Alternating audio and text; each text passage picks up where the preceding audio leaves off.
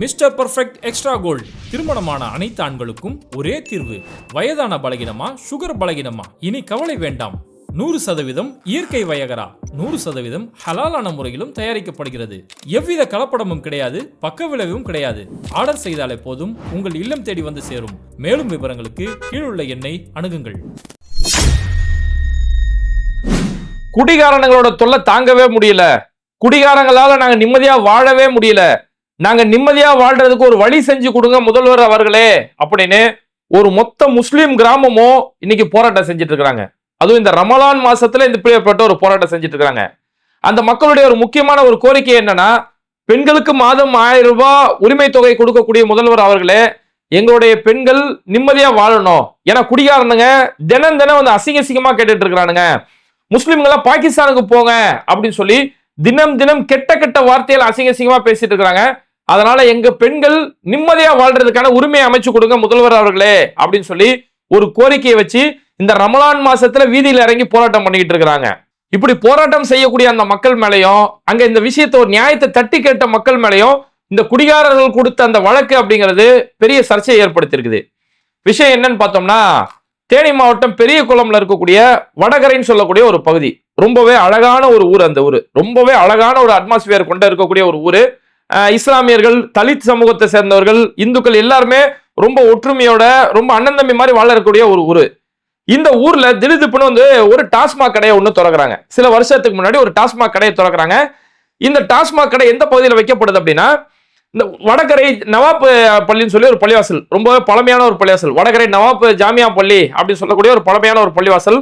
அந்த பள்ளிவாசல்ல இருந்து இந்த ஒயின் ஷாப் அப்படிங்கிறது வெறும் ஒரு 100 மீட்டருக்குள்ளே இந்த ஒயின் ஷாப் இருக்குது. ஒரு 100 மீட்டர் அளவுல ஒயின் ஷாப் வைக்கப்படுது. ஒயின் ஷாப் பக்கத்திலேயே பள்ளிவாசல் இருக்குது. ஒயின் ஷாப்புக்கு பின்பக்கம் பார்த்தோம்னா ஒரு கோயில் ஒன்று இருக்குது. இந்த ஒயின் ஷாப்ல இருந்து அக்கம் பக்கத்திலேயே பார்த்தோம்னா 4 ஸ்கூல் இருக்குது. அந்த இடத்துல ரஹீம் ஸ்கூல்னு ஒரு ஸ்கூலு, சரஸ்வதி ஸ்கூல்னு ஒரு ஸ்கூல், இந்த மாதிரி அக்கம் பக்கத்திலே 4 ஸ்கூல் இருக்கு. பிரைமரி ஸ்கூல் அந்த இடத்துல இருந்துட்டு இருக்குது. இப்படி படிக்கக்கூடிய பிள்ளைகளோட ஸ்கூல் இருக்கு, வழிபாட்டு தலங்கள் இருக்கு. இது எல்லாத்துக்கும் மேல இந்த ஒயின் ஷாப்புக்கு நேர் எதிரில் வெறும் 20 மீட்டர் தான் இருக்கும். 20 மீட்டர்ல ஒரு பஸ் ஸ்டாண்ட் ஒன்று இருக்குது. இப்போ படிக்கக்கூடிய மாணவர்களா இருக்கட்டும், அந்த ஊர்ல இருக்கக்கூடிய பெண்கள், கல்லூரி போகக்கூடிய பெண்கள், இவங்க எல்லாருமே அந்த பஸ் ஸ்டாண்ட் வழியா தான் போகணும். அந்த பஸ் ஸ்டாண்ட்ல வந்து தான் இறங்கணும். அப்படி இறங்கும் போது எதிரிலே அந்த ஒயின் ஷாப் இருக்கு. வெறும் 20 மீட்டர்ல அந்த ஒயின் ஷாப் இருக்கு. அப்போ ஊருக்கு மத்தியில இப்பேற்பட்ட ஒரு ஒயின் ஷாப் வைக்கும் போது இதனால பல சமூக விரோத செயல்கள் நடக்கும். போகக்கூடிய பெண்கள், குழந்தைகளுக்கு பாதுகாப்பு இல்லாத ஒரு சூழல் ஏற்படும் சொல்லி அப்பவுமே பெரிய அளவுல அந்த ஊர் மக்கள் சார்பில் பெரிய அளவிலான போராட்டங்கள் நடந்தது. பெரிய குளம் ஜமாத்து, ஒட்டுமொத்த ஜமாத்துகளும் ஒன்றிணைச்சு பெரிய அளவிலான போராட்டம் நடத்தப்பட்டது. அந்த வடகரை முஸ்லிம் மக்கள் சேர்ந்து ஒரு போராட்டம் நடத்தப்பட்டது. பல ஜனநாயக அமைப்புகள், விடுதலை சிறுத்தைகள் கட்சி, கம்யூனிஸ்ட் கட்சி, இந்திய யூனியன் முஸ்லீம் லீக், எஸ்டிபிஐ, தமுமுக எல்லா கட்சிகளும் சேர்ந்து அந்த இடத்துல போராட்டம் பண்ணாங்க. குறிப்பா ஐஎன்டிஜே அமைப்பு சார்பில் அந்த இடத்துல நடத்தின ஒரு போராட்டம்ன்றது உண்மையில் ரொம்ப வீரியமா நடத்துறாங்க. குறிப்பா ஐஎன்டிஜேயோட மாநில தலைவராக இருக்கக்கூடிய அண்ணன் சித்திக் அண்ணன் அவங்க தலைமையில் நடந்த போராட்டம், ஐஎன்டிஜேயோடைய மாநில செயலாளர் பொறுப்பில் இருக்கக்கூடிய யாசர் பாய் அவங்க தலைமையில் நடந்த போராட்டம், இங்க பெரிய அளவிலான அந்த போராட்டங்கள் நடந்து வெறும் போராட்டம் மட்டும் செய்யாம இதை நீதிமன்றம் வரைக்கும் கொண்டு போறாங்க. சட்ட ரீதியாக இந்த விஷயத்தை கொண்டு போய் இப்படி மக்கள் வாழக்கூடிய பகுதியில இப்படி ஒரு ஒயின் ஷாப் இருந்தா மக்கள் எப்படி நிம்மதியா வாழ முடியும் அப்படின்றாரு. சட்ட ரீதியா போய் கேஸும் போய் கொடுக்குறாங்க. இப்படி எல்லாம் கொடுக்கப்பட்ட பிறகு அந்த டைம்ல அந்த இடத்துல ஒரு லேடி டிஎஸ்பி ஒருத்தவங்க இருக்கிறாங்க. அவங்களுமே இந்த மக்களுக்கு நல்ல ஒத்துழைப்பு கொடுத்துருக்காங்க. அப்புறம் நீதிமன்றத்தில் போய் வழக்கெல்லாம் தொடுத்த பிறகு இந்த ஒயின் ஷாப்பை தற்காலிகமா மூடப்படுது. ஒரு ஸ்டே வாங்கி ஒயின் ஷாப்பை திறக்க விடாம ஸ்டே வாங்கி ஒயின் ஷாப் மூடப்படுது. மக்கள் யதார்த்தமா அந்த இடத்துல வாழ்ந்துட்டு இருக்காங்க. இப்போ அந்த ஒயின் ஷாப்புக்கு பாருக்கு லைசன்ஸ் வாங்கியிருப்பாங்க இல்லையா, அந்த லைசன்ஸ் வாங்கப்பட்ட அந்த நபர்கள் என்ன செய்யறாங்க, இந்த ஸ்டே ஆர்டரை உடைக்கிறதுக்காக திரும்ப நீதிமன்றத்துக்கு போறாங்க. ஹைகோர்ட்டுக்கு போய் இந்த ஸ்டே ஆர்டரை உடைக்கிறதுக்காக வழக்கு தொடுத்து இப்படி போயிட்டு இருக்கக்கூடிய காலகட்டத்தில் நீதிமன்றம் இப்ப கொடுத்திருக்கக்கூடிய ஒரு தீர்ப்பு என்னன்னா, அந்த இடத்துல ஒயின் ஷாப் திறக்கலாம், டாஸ்மாக் அந்த இடத்துல திறந்துக்கலாம் அப்படின்னு சொல்லி நீதிமன்றம் இப்போ அந்த ஸ்டே ஆர்டரை உடைச்சிட்டாங்க. அந்த இடத்துல ஒயின் ஷாப் திறக்கிறதுக்கான அனுமதி கொடுத்தாச்சு. இப்ப நீதிமன்ற உத்தரவு அப்படின்ற பேர்ல அதிகாரிகள் அந்த ஒயின் ஷாப்பை திறக்கிறதுக்கு அனுமதி கொடுத்துறாங்க. திரும்ப இப்போ ஒயின் ஷாப் திறந்துட்டு அந்த மக்கள் நல்ல சுமூகமா அமைய அன்பா வாழ்ந்துருக்கக்கூடிய இடத்துல இப்படி ஒரு அசிங்கம் பிடிச்ச ஒரு ஒயின் ஷாப் அந்த இடத்துல திறக்கப்பட்டுருச்சு. சரி, அந்த ஊர் மக்களுமே என்ன செஞ்சாங்க, சரி அவ்வளவு நம்ம போராட்டம் பண்ணி பார்த்தோம், நீதிமன்றத்துக்கு போய் பார்த்தோம், கடைசியில் ஒயின் ஷாப்பை திறந்து விட்டாங்க, சரி போய் தொலைறானுங்க அப்படின்னு சொல்லி மக்கள் அவங்களோட யதார்த்த வாழ்க்கையை வாழ ஆரம்பிச்சாங்க. ஆனா குடிக்கிறவன் சும்மாவா இருப்பான், குடிக்காரன் சும்மாவா இருப்பான். அதுக்கப்புறம் குடிகாரங்களோட தொல்லை தரத்துல அதிகமாக ஆரம்பிச்சிருச்சு. குடிச்சிட்டு போதையில வந்து அந்த ஊர்ல வந்து உளுந்து கிடக்கிறது, குடிச்சிட்டு போதையில உழுவுறவன் சும்மா விழுந்திருப்பான், அவனோட ஆடைகள் விலகி பல இடங்களில் நிர்வாணமா படுத்திருக்கக்கூடிய நிலைமை. இது மாதிரியான இடத்துல பெண்கள் போயிட்டு வரக்கூடிய பகுதி, ஸ்கூலுக்கு போகணும், காலேஜுக்கு போகணும், எல்லாமே இந்த ஏரியா கடந்து தான் போகணும். அந்த இடத்துல ஒயின் ஷாப் இருக்கிறதால மக்கள் பெரிய அளவுல பாதிக்கப்பட்டு இருக்காங்க. இதுல குறிப்பா பார்த்தோம்னா இப்போ இந்த ரமலான் நோன்பு ஆரம்பிக்கக்கூடிய இந்த காலகட்டத்தில் பார்த்தோம்னா இந்த ஒயின் ஷாப் இருக்கக்கூடிய பகுதியில எவனோ ஒரு குடிகாரன் ஒருத்தன் குடிச்சிட்டு அந்த இடத்துல வச்சு அந்த போதையில உட்காந்து அந்த இடத்துல வந்து போன் பேசிக்கிட்டு இருக்கான். யாரு கூட போன்ல அசிங்கமா பேசுறான், கெட்ட கெட்ட வார்த்தையில அந்த இடத்துல போன்ல பேசிட்டு இருக்கான். அப்ப அந்த பகுதியில் இருக்கக்கூடிய பெண்கள் என்ன செய்யறாங்க, எப்பா இப்படி குடுத்தன இருக்கக்கூடிய வீடு பாயுது, இந்த ஊரு பாயுது, இந்த ஊர்ல வந்து இப்படி அசிங்கமா பேசிட்டு இருக்கே, நீ பேசுறவங்க கொஞ்சம் எங்கே ஓரமா போய் பேசு அப்படின்னு அந்த பெண்கள் சொல்லும் போது, நீ யாரு என்ன கேட்கறதுக்கு? நான் உன் வீட்டு உள்ள வந்தா பேசுறேன், நான் ரோட்ல நின்று தானே பேசுறேன், நீ யாரு இதை கேட்கறது? நீங்களாம் பாய்ங்களா இதெல்லாம் பேசாமா? பாய்ங்களா நீங்க அப்படி பேசுறதா நீங்களா பாகிஸ்தானுக்கு கிளம்ப வேண்டியதானே, இதுல உங்க நாடா அப்படின்னு சொல்லி இதை தேவையில்லாம மத ரீதியா அந்த பிரச்சனையை கொண்டு போறானுங்க. இப்படி கொண்டு போனது மட்டும் இல்லாம இந்த குடிகாரன் ஒருத்தர் பிரச்சனை பண்றாலே குடிகாரன், இவன் என்ன செய்யறான், அவனுடைய மாமனோ மச்சான யாரோ சொந்தக்காரங்களுக்கு போன் பண்ணி வைக்கிறான். அந்த நபர் வந்து திமுக ஏதோ பொறுப்புல இருக்கிறாராம். அவரு பிரச்சனைக்கு வந்து அவருடைய மனைவி எல்லாரும் சேர்ந்து இவருக்கு ஆதரவா வந்து எப்படி மச்சான நீங்க கேள்வி கேட்க போச்சு அப்படி இப்படின்னு சொல்லி இப்படி பிரச்சனை பண்றாங்க. ஊர்ல ஒரு இஸ்லாமிய கிராமம், அந்த இடத்துல முஸ்லிம்கள் ஆண்கள் இல்ல, எல்லாம் தராவி தொழுவைக்கு இந்த மாதிரி வேலைக்கு போயிட்டாங்க. வெறும் பெண்கள் இருக்கக்கூடிய பகுதியில வந்து இவங்க வந்து இப்பேற்பட்ட பிரச்சனைகள் செஞ்சுக்கிட்டு இருக்கிறானுங்க. எப்படி யாரை பார்த்து நீ கேள்வி கேட்க போச்சு, நீ என்ன கேள்வி கேட்கிற ஆளா, இது உங்க ஊராது, நீங்களா உங்களுக்கு சொந்த ஒரு பாகிஸ்தான் தானே, பாகிஸ்தான் வந்து தீவிரவாதிங்க, நீங்க துலுக்க பசங்க, நீங்களா எங்களை கேள்வி கேட்கறீங்களா அப்படின்னு சொல்லி இவங்க பெரிய அளவிலான பிரச்சனையை செஞ்சுட்டு இருக்கும்போது அந்த பகுதியை சேர்ந்த கவுன்சிலர், திமுகவுடைய கவுன்சிலர் ஆபிதா பேகம் அப்படின்னு சொல்லக்கூடிய திமுக கவுன்சிலர், அவங்களுடைய கணவர் அந்த வழியா, ரெண்டு பேருமே அந்த வழியா வந்திருக்காங்க. அப்ப அப்படி பிரச்சனை பண்றதை பார்த்தோன்னா அவங்க போய் கேட்டிருக்காங்க, ஏன்னா அப்படியே அநியாயம் பண்றீங்கன்னு சொல்லி அவங்க போய் இந்த விஷயத்தை போய் தட்டி கேட்கறாங்க. தட்டி கேட்கும்போது ரெண்டு பேருக்கு மத்தியில ஒரு வாக்குவாதம் ஏற்படுது. அப்போ இந்த வாக்குவாதம் ஏற்பட்டு இந்த பிரச்சனை எல்லாம் வந்து ஒரு கட்டத்துல அனுப்பி விட்டாச்சு. சரின்னு சொல்லி பிரிச்சு அனுப்பி விட்டாச்சு. இப்படி போனவனுங்க இந்த குடிகாரனுங்க என்ன பண்ண, போனவனுங்க போகாம திரும்ப இன்னும் 4-5 பேர் ஆளை கூப்பிட்டுக்கிட்டு திரும்ப வந்து பிரச்சனை பண்றதுக்கு வந்திருக்கானுங்க.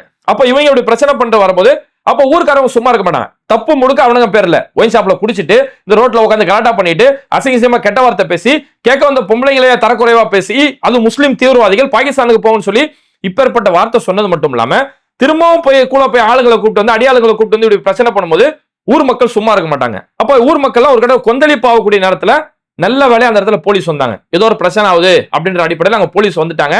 நேரத்துக்கு மட்டும் அந்த இடத்துல போலீஸ் வராம இருந்திருந்தாங்க அப்படின்னா கண்டிப்பா அது பெரிய பிரச்சனையா ஒரு பெரிய கலவர ரேதியே போயிருக்கும். அந்த அளவுக்கு ஊர் மக்கள் பெரிய அளவுல கொந்தளிப்புல இருந்திருந்தாங்க.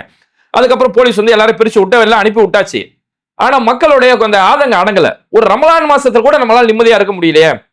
இப்படி நாளுக்கு நாள் குடிகாரன் தொல்லை, குடிச்சு ரோட்ல படுத்துறான், வீட்டு வாசல்ல வந்து படுத்துறான், இப்படி அவன் ட்ரெஸ் இல்லாம படுக்கிறான், பெண்கள் எப்படி நடந்து போறது அப்படின்னு சொல்லி பெரிய அளவுல கொந்தளிச்சிருந்த மக்கள் அப்படியே போய் போலீஸ் ஸ்டேஷன் முன்னாடி போய் ஆர்ப்பாட்டத்துல போய் உட்காந்துட்டாங்க. அந்த ஊர்ல பெரிய அளவுல நைட்ல நடக்குது. அந்த ஆர்ப்பாட்டத்துல போய் போராட்டம் பண்ணிக்கிட்டு எங்களுக்கு நீதி வேணும், இந்த ஒயின் ஷாப்பை நிரந்தரமா இழுத்து மூடணும். இப்போ கொஞ்ச நாள் ஸ்டேன்னு சொல்லி மூடி இருந்தாங்க இல்லையா, நாங்க நிம்மதியா வாழ்ந்தோம்ல, இந்த மாதிரி இந்த ஒயின் ஷாப் நிரந்தரமா இழுத்து மூடப்படணும். எதுக்கு இந்த ஒயின் ஷாப் எங்க ஊருக்கு வெளியில கொண்டு போய் வைங்க. கொரோனாவோட காலகட்டத்துல எல்லாமே மூடப்பட்டது. அப்புறம் ஒயின் ஷாப் திறக்கிறதுக்கான அனுமதி கொடுக்கப்படும் போது எடப்பாடி ஆட்சி காலத்துல ஒயின் ஷாப் திறக்கும் போது ஊருக்கு ஒதுக்குப்புறத்துல சென்னையெல்லாம் பார்த்தோம்னா செங்கல்பட்டு தாண்டி தாம்பரம் தாண்டி எங்கேயோ ஒரு இடத்துல கட்டி ஒயின் ஷாப் விட்டாங்க. குடிக்கிறவன் குடிக்கார பைய எங்கனாலும் போய் குடிக்க தான் செய்வான். அவனுக்கு தேவை போதை, அவன் இந்த கடையில தான் குடிப்பேன், இந்த தெருவில் இருந்தா தான் குடிப்பேன் அப்படிலாம் சொல்ல மாட்டான். அவனுக்கு தேவை குடிக்கார பைய எங்க வேணாலும் போய் கண்டிப்பா குடிக்க தான் போறான். அந்த ஒயின் ஷாப்பை கொண்டு போய் மக்கள் வாழ்ற பகுதியில வழிபாட்டு தலங்கள் இருக்கிற இடத்துல பள்ளிக்கூடங்கள் இருக்கிற இடத்துல இந்த இடத்துல ஒயின் ஷாப் இருந்தா இதனால பாதிக்கப்படுறது பொதுமக்கள் தான் பெரிய அளவுல பாதிக்கப்படுவாங்க. அதனாலதான் அந்த மக்கள் சொல்றதுன்னா எங்கேயோ ஓரமா ஊருக்கு ஒதுக்குப்புறமா எங்கேயோ கொண்டு போய் வச்சுக்கோ, வாழ்ற இடத்துல எங்களை நிம்மதியா வாழ விடுங்க அப்படின்னு சொல்லி அந்த மக்கள் அங்க இடத்துல போராட்டம் பண்றாங்க. குறிப்பா பெண்கள் சொல்றது என்னன்னா எங்களை அசிங்கமான வார்த்தையில கேட்டாங்க, கெட்ட வார்த்தையில எங்களை திட்டிட்டு இருந்தானுங்க. அதனால மாண்புமிகு முதல்வர் அவர்களே மிகச்சிறந்த ஒரு ஆட்சி செஞ்சுட்டு இருக்கிறீங்க, மாதம் பெண்களுக்கு 1000 ரூபாய் கொடுக்குறீங்க.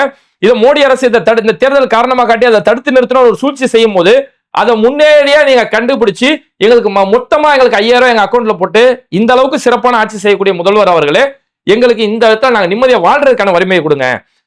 பெண்களுக்கு மகளிர் உரிமை தொகை கொடுக்குறீங்க மாதிரி எங்கள் வாழ்க்கைக்கான ஒரு உரிமையை அமைச்சு கொடுங்கன்னு சொல்லி அந்த பெண்கள் அந்த இடத்துல ஒரு கோரிக்கை வச்சிருக்காங்க. அதுக்கப்புறமா என்னாச்சு, இந்த குடிகார பசங்க போனாங்க இல்லையா, இவனுங்க போய் அந்த ஊர் மக்கள் மேல போய் புகார் கொடுக்க ஆரம்பிச்சுட்டானுங்க. இதுல என்ன ஆச்சுன்னா, நான் ஆரம்பத்திலே நான் சொன்னது, இந்த வடகரை அப்படிங்கிறது இது இஸ்லாமியர்கள் தலித் சமூகத்தை சேர்ந்தவங்க இந்துக்கள் எல்லாருமே ஒற்றுமையா வாழ்ந்துட்டு இருந்த ஒரு ஊர் தான். அந்த ஊர்ல நம்ம விசாரிக்கும் போது சொன்னது என்னன்னா, நாங்க ஏன் ஆரம்பத்துல இது வேற யாரா இருந்தா கண்டிப்பா ஆரம்பத்துல அடிதடி தான் போயிருக்கோம், இதெல்லாம் நேத்து வரைக்கும் எங்க பக்கத்துல உள்ள ஆளு எல்லாம் மாமா மச்சான்னு சொல்லி நாங்கெல்லாம் ஒத்துமையா வாழ்ந்துருந்த ஒரு ஊர் தான். இந்த ஒயின் ஷாப்பால நாங்க அண்ணன் தம்பியா வாழ்ற மத்தியில எங்களுக்குள்ள தேவையில்லாத பிரச்சனைகள் வருது. அதனாலதான் நாங்க ஆரம்பத்திலே கை வைக்கல, இல்லைன்னா அது ஆரம்பத்திலே கை வச்சு பெரிய பிரச்சனையா தான் போயிருக்கோம் அப்படின்னு சொல்லிட்டு இருக்காங்க. அப்போ இப்படி எல்லாம் போராட்டம் செஞ்சுட்டு இருக்கும்போது அந்த விஷயங்களை தட்டி கேட்டாங்க இல்லையா, அவங்க மேல போய் இந்த குடியாரைங்க போய் புகார் கொடுக்குறானுங்க. இந்த மாதிரி அதுவும் பிசிஆர் ஆக்ட்ல போய் புகார் கொடுக்குறாங்க. அதாவது ஒரு தலித்துகளையோ தாழ்த்தப்பட்ட சமூகத்தை சேர்ந்தவங்களையோ சாதி ரீதியா யாராவது வன்கொடுமை செய்யப்பட்டா என்ன புகார் கொடுப்பாங்களோ அந்த பிசிஆர் ஆக்ட் அடிப்படையில போய் புகார் கொடுக்குறாங்க. இவங்க தலித் சமூகத்தை சேர்ந்தவங்க அப்படிங்கறதால நமக்கு இருக்கக்கூடிய பவரை யூஸ் பண்ணிடுவோம் அப்படிங்கிறதுக்காக போய் பிசிஆர் ஆக்ட்ல போய் புகார் கொடுத்துறோம்.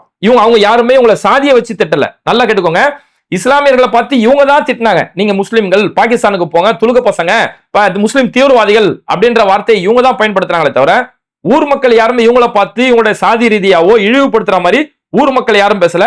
குடிகாரங்களாம் திட்டினாங்க, குடிகார பையன் தான் திட்டினாங்களே தவிர இவங்களை சாதியை குறிப்பிட்டு பேசல. ஆனா இவங்க போய் பிசிஆர் ஆக்ட்ல போய் புகார் கொடுக்கப்பட்டது. அதுல எஃப்ஐஆரும் போட்டாங்க. இந்த எஃப்ஐஆர் அடிப்படையில அந்த ஊரை சேர்ந்த பொறுப்பாளிகள் ஒரு 8 பேருக்கு மேல எஃப்ஐஆர், அதுவும் பிசிஆர் ஆக்ட்ல எஃப்ஐஆர் போடப்படுது. பிசிஆர் ஆக்ட்ல 8 பேர் மேல எஃப்ஐஆர் போடப்படுது. அந்த 8 பேர்ல 3 பேர் ஆலிம்கள், 3 பேர் முக்கியமான உலமாக்கள், அந்த ஊர்ல இருக்கக்கூடிய இஸ்லாமிய மத அறிஞர்கள். அவங்க பேர்ல 3 பேர் மேல வழக்கு பதிவு செய்யப்பட்டு இந்த அளவுக்கு அவங்களோட இந்த ரமலான் மாசம் ஒரு அன்பான ஒரு அமைதியான ஒரு மாசம். இஸ்லாமியர்கள் வெறும் வணக்க வழிபாடுல மட்டுமே மூழ்கி இருக்கக்கூடிய ஒரு காலம்.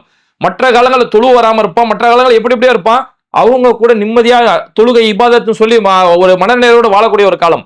இந்த நேரத்துல போய் எங்களை இப்படி ஒரு போராட்டம் பண்ண வைக்கிறாங்களே, ஒரு ஒயின் ஷாப்புக்கு எதிராக எங்களை போராட்டம் பண்ண வச்சிட்டு இருக்காங்களே சொல்லி அந்த ஒட்டுமொத்த ஊர் மக்களும் பெரிய அளவிலான ஆதங்கத்துல இருக்கிறாங்க. அதுலயும் குறிப்பா அந்த ஊரை சேர்ந்த அப்துல் ரஹீம் அப்படின்னு சொல்லக்கூடிய ஒரு சகோதரர், அவங்கள்ட்ட தான் நம்ம பேசி பல விவரங்கள் நம்ம அவங்கள்ட்ட கேட்டிருந்தோம். ஐஎன்டிஜே யாசர் பாய் அவங்கள்ட்டயுமே போன் பண்ணி இந்த வழக்குடைய பின்னணி என்ன, கோர்ட்ல என்ன நடந்துச்சு சொல்லி பல விவரங்களை சேகரிச்ச பிறகுதான் இந்த வீடியோ நம்ம பேசுறோம். அப்ப அந்த அப்துல் ரஹீம் பாய் அவங்க தான் அந்த ஊர்ல நின்று பொறுப்பா நின்று இந்த விஷயங்களை நல்லா எல்லா இடங்களும் இன்னைக்கு வரைக்கும் நமக்கு வரைக்கும் இந்த செய்தி வந்திருக்குன்னா அப்துல் ரஹீம் பாய் ஒவ்வொருத்தருக்கும் போன் பண்ணி இந்த விஷயங்களை தெரியப்படுத்திட்டு இருக்காங்க. அப்ப அவங்க சொன்னது என்னன்னா, இப்படி நாங்க தினம் கஷ்டப்படி எங்க பெண்கள் நிம்மதியா வாழ முடியல, அதனால இந்த இடத்துல வந்து முதலமைச்சர் கண்டிப்பா நீங்க நடவடிக்கை எடுக்க ஆகணும். ஒரு சிறந்த ஆட்சி செஞ்சுட்டு இருக்கீங்க, நாங்க நிம்மதியா வாழ்றதுக்கான ஒரு சிறந்த ஏற்பாடு எங்களுக்கு செஞ்சு கொடுக்கணும். அப்படி ஒருவேளை ஏற்பாடு இல்ல, நாங்க கடைசி வரைக்கும் இந்த ஒயின் ஷாப்புக்காரங்க இந்த குடியாரங்களோட தான் நான் வாழணும் அப்படின்னா வரக்கூடிய தேர்தலில் நாங்க யாரும் ஓட்டு போடுற மாதிரி இல்ல, எங்களுடைய ஓட்டை கொண்டு போய் நோட்டாக்கு தான் நாங்க போய் போடணும். வேற என்ன செய்ய முடியும்? நாங்க 500 குடும்பங்கள் நாங்க இந்த இடத்துல வாழ்ந்துட்டு இருக்கோம். நாங்க தினம் இவங்களோட எங்களால போராடிட்டு இருக்க முடியல. அப்போ எங்களுக்கான வாழ்வாதாரத்துக்கான உரிமை இல்லைன்னா நாங்க எங்க இருந்து சார் ஓட்டு போடுறது? முதலமைச்சர் சிறந்த ஆட்சி சரிங்க, எங்களுக்கு ஒரு சிறந்த ஏற்பாடு செஞ்சு கொடுங்க. அப்படி இல்ல நான் இந்த குடியாரங்களோட தான் வாழணும் அப்படின்னா நாங்க இந்த தேர்தலில் ஓட்டு போடுற மாதிரி இல்ல. யாருக்கணும் கட்சி பாடலாம் அவங்க சொல்லல, யாருக்குமே நாங்க ஓட்டு போடல, நாங்க கொண்டு போய் நோட்டால தான் எங்களோட ஓட்டை போய் போடணும் அப்படின்னு சொல்லி இந்த அளவுக்கு அவங்க ஆதகத்துல பேசுறாங்கன்னா அவ்வளவு வழிகளை அனுபவிச்சுட்டு இருக்காங்க.